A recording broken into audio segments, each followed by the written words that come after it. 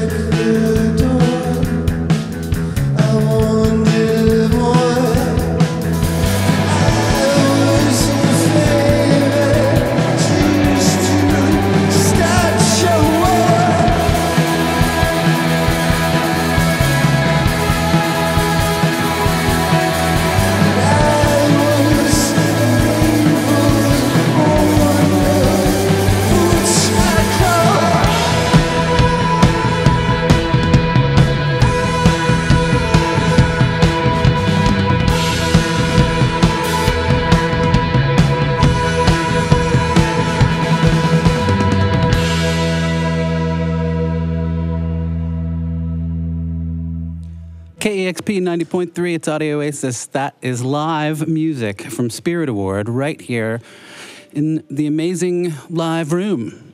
What better place for it? Guys, thank you so much for coming. Yeah, thank you so much for having us. That was Mountains, which is that's a new song. It is, yeah. And then before that, Fields.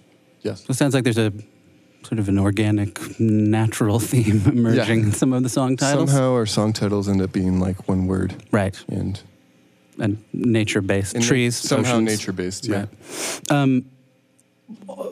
The opposite of nature-based is, I want to just ask you, this is maybe a question that will interest only you and me, and maybe not even you, but I'm really curious about how you arrived at your vocal sound. Not the sound of your actual singing, but the effect that you have on it, and how much you had to play with it, and what inspired you to kind of go in that direction. It's a really cool sound, but I know that sometimes you can go down a wormhole if you start messing around with that stuff, and I'm just curious what your process was. Yeah, definitely. I mean, I might be in a wormhole right now. I don't know. We could all be in a wormhole. Yeah. I mean, who knows? It's nice in here. I think I played with it for kind of years. At first, I started singing live, and I just never knew what to put on my vocals. Yeah. And then it kind of graduated. I'd put some slapback delay on it and tell a sound guy to do that. Mm-hmm.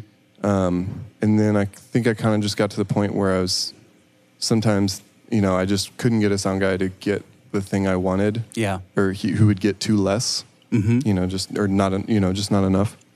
So I started using guitar pedals and did that way. And got shocked a lot. Mm-hmm. I still get shocked sometimes, but so then I just ended up adding more stuff to it and taking away what was needed. Yeah, it's tricky. I mean, there's a million magazines and obviously human beings that are happy to talk about guitar sounds and pedals and all of that stuff, but I haven't really found anyone who is interested in talking about how to manipulate vocals. And I mean, I always think about it because, John Lennon was maybe the greatest singer ever. He hated the sound of his voice. Everybody hates the sound of their own voice in some way. And finding a way to manipulate it is a big part of what singing is about. And it actually winds up really affecting what the band is. Definitely. Yeah, I think that was something that made me more comfortable, too, with singing. And that I could stretch myself a little more. Even just in rehearsals, it's just fun to try it out. And it, I don't know, just kind of treating it like an instrument rather than this thing that needs to be in the forefront all the time. Or that's just you. Right, yeah. So I think that's always the thing that we battle is, people want to put the vocals, 50% louder, and sometimes we like it sitting just above. Yeah.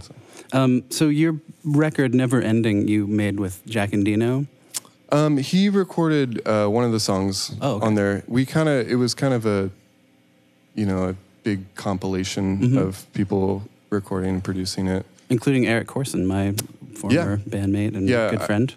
I'd say Eric really pieced together everything. We recorded some in Denver with our friend Connor, who plays in the band Floral, who was really great. And we spent time out there and we tinkered a lot with keys and stuff, and that's kind of where we ended up with Fields, all the keys on Fields for that was all written out there.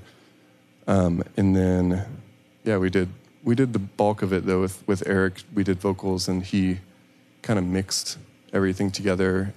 Chris recorded a lot of stuff. We would just go in our bedrooms. Chris Moore, the bass player. Yes, yeah. And then we recorded some at Electro Kitty Studios with Garrett. So when you have a process that takes longer than you might intend initially or want or whatever, how do you find that affects sort of your conception of what the record is? Or is it just you start off thinking this record's going to be whatever it becomes, or is it we didn't get what we wanted, but we're going to call it, I don't mean to be disparaging, it sounds like a record to me, but I'm just curious how it affected your intention. I mean, I think that we got some different sounds than we thought we would. So that was just kind of tricky making it sound cohesive. Yeah. Which, again, Eric Corson did a really good job of just kind of making it sound all cohesive in like a record, because we recorded drums in I think like 3 or 4 different places. So, but it was kind of fun in that way too, to just kind of have some different sounds, and it's not all like a static record. Yeah. You know, I like records that are made both ways, but sure. Yeah, so I think it was interesting to see it come through. We kind of left some room to add some stuff. So that's kind of like always the fun part, is just tinkering. And we'd go to my house and, you know, play keys or play organ. And, right. You know, we added a song to the record, which is the last song on the record yesterday. Really last minute. We just recorded. I have this organ at my house, and we just started playing it. And just did it. And what I understand, anyway, is that there were sort of a lot of hardships, personal hardships among you guys that either preceded or were contemporaneous with you making the record. And it's not, I mean, you listen to it and it's not like a morose experience. It's heavy and it's dense, but it's not, it doesn't sound, you know, like you're all barely able to scrape yourselves off the floor, but you went through some heavy stuff. Yeah. So how did what was the sort of translation of the emotional difficulties into the sound? Yeah, I think it was, we were all kind of going through all our own stuff, like, throughout the period, and, it kind of, I think we took a really long time to record the record, and because of that, and, which is why we called it Never Ending. Mm-hmm. There's also a lyric in the song, but I think it was just a thing that we just had to like keep pushing through, because there was times where we were just like so tired of doing it. Yeah. With just personal stuff and being, just emotionally and like physically tired. Yeah. So yeah, I mean, I think it definitely affected some of the sound of the record. But I also think in that way it was a really cathartic record. It was, it was like our therapy. Yeah. It felt good to kind of, once we put it out, to kind of move past it and start writing something else. Cool. And you're about to go on tour. Have you toured much before? Yeah, we've done a couple tours, like going out to Denver and around. This is our first like full West Coast tour. Mm-hmm. So yeah, that kicks off. We play at Chop Suey on the 12th, and we head out on the 18th. Excellent. And sort of what's the, I mean, like, is the experience of touring now sort of, it's been a while since I did it, and I know there was like a logic to it that might not exist quite as much anymore, sort of business-wise, like you go and do it and it's part of a campaign of promotion and all that, and I don't know if it's the same way anymore. What's the best and worst case scenarios for when you're heading out on a tour? Yeah, I mean, I think that's kind of our goal, is to just like start doing it. We're going to start touring a lot more. Yeah. Because we've kind of just been hanging out, after we finish the record, and just trying to get a good tour together so it makes it worth it. So yeah, we're going to start doing that, and then we have more touring in March. Yeah, I think that that's kind of still the thing, is like, we still have like meetings and still like connecting with people and these places, and yeah. It's cool. All right, well, the band is Spirit Award. The record is called Never Ending. They're playing again on January 12th at Chop Suey, and they're going to favor us with a couple more songs from the new record, and so I will hand it back over to them. You're listening to Audio Oasis on KEXP.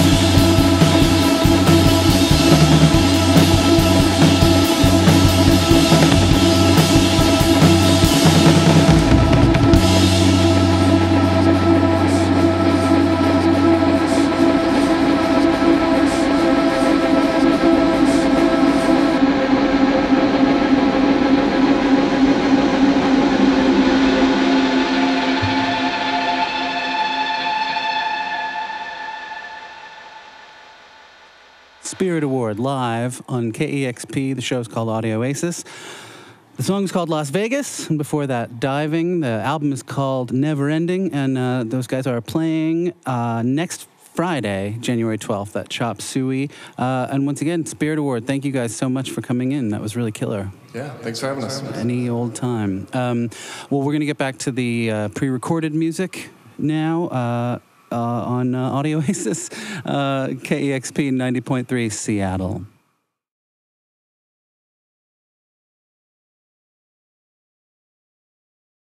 Discover new music at listener-powered KEXP.org.